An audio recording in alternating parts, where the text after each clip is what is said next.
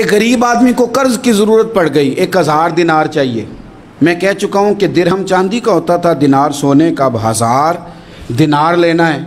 تو جس بندے سے اس نے کہا، اگرچہ وہ نیک بندہ تھا، اس نے کہا یار 1000 دینار دے دو، تو کہنے لگا کوئی گواہ ہے تیرے پاس؟ وہ کہنے لگا غریبوں کا گواہ کون ہوتا ہے؟ ہاں ایک گواہ ہے۔ کہا کون؟ کہا میرا رب، وہ تیرے اور میرے بیچ گواہ ہے۔ اس نے کہا کوئی کفیل، اگر تو پیسے نہ دے سکے تو وہ بعد میں دے دے، یا تجھے کچھ ہو جائے تو وہ دے دے۔ اس نے کہا کفیل بھی میرا اللہ ہی ہے، میرے پاس اگر ہے تو رب کریم کا نام ہے، اگر اعتماد کر سکتا ہے تو کر لے۔ بندہ نیک تھا، اس نے کہا رب کے نام پہ، رب کی کفالت پہ، اللہ کو گواہ بنا کے میں تیار ہوں تجھے 1000 دینے کو۔ اس نے 1000 دینار دے دیا، وقت واپسی کا طے ہو گیا، وہ چلا گیا پیسے لے کے۔ اس نے پوری محنت کی کہ میں نے وقت پہ پیسے لوٹانے، پوری محنت بھی کر لی، اللہ نے مدد بھی کر دی، پیسے بھی اس تاریخ کو اسے مل گئے۔ بعض لوگوں کا تو لوٹانے کا دل ہی نہیں نہ ہوتا۔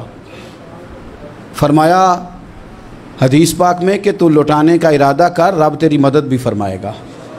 لیکن یہاں بہت سارے لوگ کہتے ہیں خیر ہے، ارادہ ہی نہیں، تو پھر جس طرح کا بندے کا گمان ہو رب بھی اسی طرح کا معاملہ فرماتا ہے۔ اس نے پیسے جمع بھی کر لیے اور واپس دینے کو تیار بھی ہو گیا، لیکن رستہ بحری جہاز کا تھا، کشتی کا تھا، دریا کے رستے واپس آنا تھا۔ اب وہ جب آ گیا دریا کے کنارے تو بڑی کوشش کی، پر وہاں اسے کوئی کشتی نہیں ملی۔ وقت پہ پیسے لوٹانے ہیں، سفر کرنا ہے، اب سواری میسر نہیں ہے۔ سوچ سوچ کے پریشان تھا کہ میں نے تو اللہ کے نام پہ لیے۔ اچانک دل میں ایک تجویز آئی، اس نے ایک لکڑی لی، لکڑی کو اندر سے کھولا، 1000 دینار اس میں بھرا، بخاری پڑھ رہا ہوں، اور ساتھ ایک خط بھی لکھا کہ یار میں پیسے پہنچانا چاہتا تھا پر مجھے کوئی چیز نہیں ملی دریا کے اس پار آنے، اللہ کے نام پر تیری طرف روانہ کر رہا ہوں۔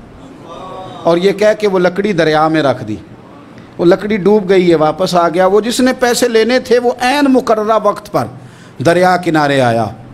صبح سے سر شام تک اس نے انتظار کیا، دل ڈھلنے لگا تو دل میں خیال آ گیا کہ یار نہیں، اس نے دینے ہی نہیں، جھوٹا وعدہ کر گیا، پہنچا ہی نہیں وقت پہ۔ اب جب واپس لوٹنے لگا تو اچانک دریا میں ایک لکڑی تیرتی ہوئی دکھائی دی، کہنے لگا لے جاتا ہوں، شام کو روٹیاں پکانے کے کام آئے گی، ایندھن بنا کے جلا لوں گا، ہنڈیا پک جائے گی۔ لکڑی اٹھا کے جلانے کے لیے گھر لایا، گمان تھا کہ وہ نہیں آیا وعدہ کر کے، اللہ کو کفیل اور وکیل بنا کے اور گواہ بنا کے پھر بھی نہیں آیا۔ لکڑی لے کے گھر گیا، بخاری ہے، اور جب اس کو چیرا نہ کہ میں اس کی آگ جلاؤں گا، کھولا تو اندر سے 1000 دینار بھی نکل آیا، خط بھی نکل آیا۔ اب ذرا سمجھنا، اس کے دل میں بات کس نے ڈالی کہ تو لکڑی میں پیسے ڈال دے؟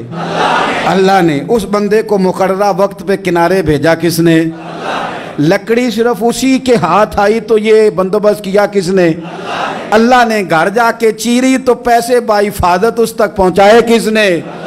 تو پھر ہمیں بھی توجہ اللہ کی جانب ہی کرنی چاہیے، ہمارے پہ دل کی توجہ رب کی طرف ہی ہونی چاہیے نا، ہمیں ادھر ادھر جانے کی، دیکھنے کی، بندوں پر غور کرنے کی ضرورت کیا ہے؟